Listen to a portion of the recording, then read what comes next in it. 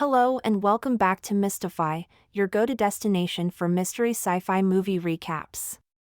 Today we're diving into another episode of Black Mirror called the National Anthem. Before we begin, I want to remind you that this video may contain spoilers. Without further ado, let's head straight to the story. A couple is sleeping in bed.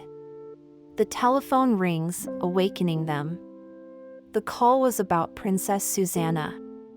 The man gets up to know the details. Princess Susanna cries on video and begs not to kill her. Someone tells her to read the statement on the screen. She reads the statement and it includes that her life depends on someone, and if they do not do precisely as instructed by 4 p.m. that day, she will be executed. The statement is addressing Prime Minister Michael Callow. Michael asks everyone what the kidnappers want. Alex tells him the demand is in what Susanna says next. Princess Susanna says there is only one demand.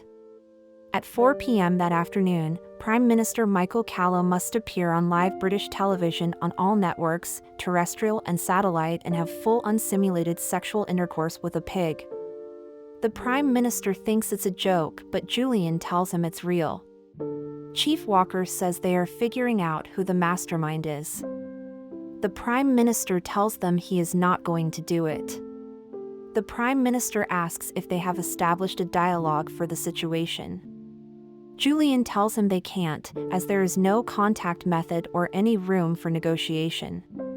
The Prime Minister tells them to focus on finding Princess Susanna, but they must work discreetly so the news wouldn't go nationwide. Julian tells him the video came from YouTube. The Prime Minister tells them to have it be deleted, but it's too late. Lots of people have already seen and downloaded it. Princess Susanna's abduction has already made global headlines. The pressure is weighing on UKN because they are not yet broadcasting the abduction. During a meeting at UKN, Martin says they are honoring the D-Notice, but someone tells him the news is already on CNN, Fox, MSNBC, Al Jazeera, and others.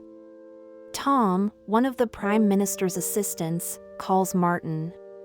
He begs him to stop, but Martin says he can't help him. In the studio, Cowlette talks to Noel from Blue Eye about the set. Cowlette asks Noel if he can map a different face onto a live performer and it must be workable by 2 p.m. Noel laughs and tells him it's not possible, but Cowlette demands it has to be. The video has gone viral on social media worldwide. The report shows some reactions from people. The Prime Minister's wife, Jane Callow, sees the news about the demand from the kidnappers. She immediately goes to her husband. She forces her way in and asks for a minute with her husband. He lies to her, saying that everything is under control, but Jane knows he is lying. Jane begs him not to do it because she knows how people love humiliation. Someone interrupts them, saying he has a call from the palace and it's the Queen herself. The Queen told Michael she trusts they will do everything to get Princess Susanna back. Jamie has been tracing the origin of the video. They thought it was untraceable, but Jamie explains everything. It leads her to a campus that has been empty, but it had lights on, so the authorities head there to catch the suspect. In the studio, they are preparing Jay Simpson, known as Rod Senseless, as the Prime Minister's body double with the help of technology that can superimpose the Prime Minister's head onto the porn star. The news continues about Princess Susanna's abduction and the demand on Prime Minister Callow. An urgent package arrives for UKN. Martin opens the package and it contains a flash drive and an eyeglass case. He opens the eyeglass case and everyone gets shocked when they see a piece of finger inside. The flash drive has a video reminding them of the no cheating rule and that they know they plan on using Rod Senseless as the Prime Minister's body double. Then a video of Princess Susanna getting one of her fingers cut plays. The news escalates quickly. The Prime Minister sees the video and gets frustrated. Before the video of Princess Susanna getting her finger cut surfaces, just 28% of the people believe the Prime Minister must comply with the demand of the kidnappers. But now, People are asking Michael to do what the kidnappers want. The Prime Minister loses it after watching the news, so he tells everyone and the authorities to go in. They enter the area, but they soon realize it's just a decoy. They shortly notice a person behind a door.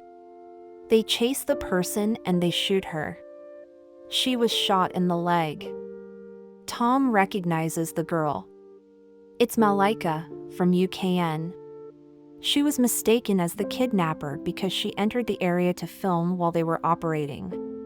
She acquired information on the Prime Minister's next move by sending nudes to a government employee. They are running out of time. Alex explains to him that what the entire world will see is his failure for not complying with the demand of the kidnappers. She tells him that the public, the palace, and the party insist on compliance. If he refuses to do so, they could not guarantee his physical safety and his family. The Prime Minister's car is seen going to Bankside Studios in London.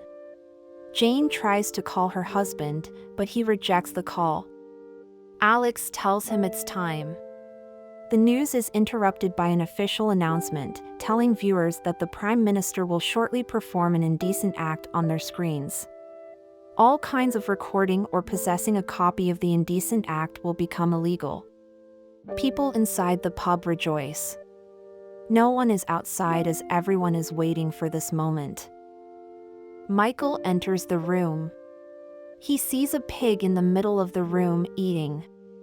In front of the camera, he says, "I trust this will bring about the safe return of Princess Susanna."